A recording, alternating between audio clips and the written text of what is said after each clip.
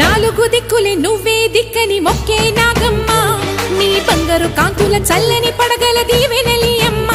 అమ్మా నాలుగు దిక్కులే నువ్వే దిక్కని మొక్కే నాగమ్మ నీ బంగారు కాంతుల చల్లని పడగల దీవెనలి అమ్మ